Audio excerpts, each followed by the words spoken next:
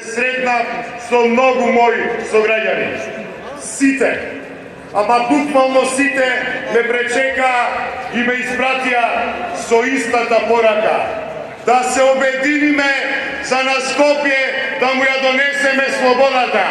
Да се обединиме за во Скопје да го вратиме животот за сите.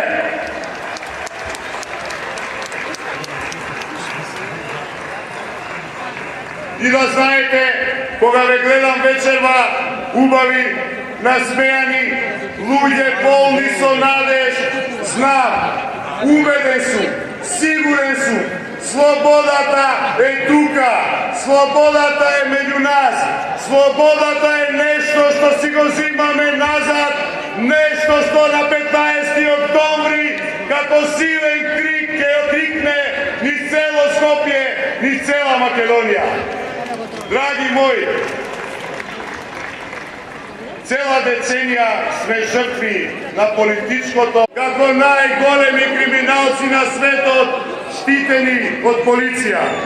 Менува урбанистички планови по 3 часот наутро. Водно го упропастија. Сечеа дрва кај ќе стигнат, а нас, граѓаните, не оставија да се гушиме во чад и во смог. И ни велеа, седете дома, не отварајте прозори. Никола Груевски преку Коце Трајановски правеше буквално што сака со нашиот град. Затоа ме повикувам на 15 октомври да ставиме крај на ваквите политики. На Груевски и на неговите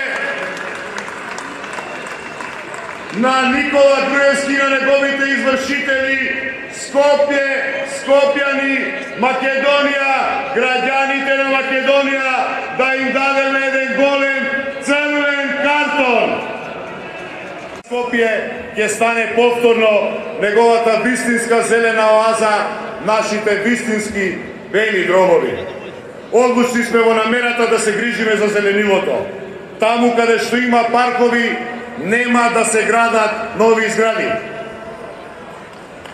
Таму каде што ќе се гради, мора да има зелен појас наоколу.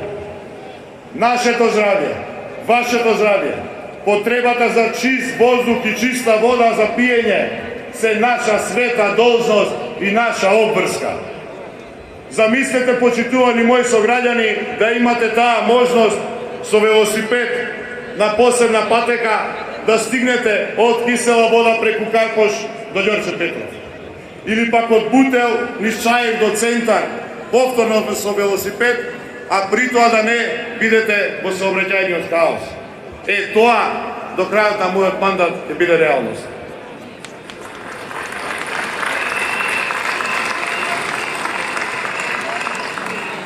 Нема веќе да дозволиме нееколошките кинески авто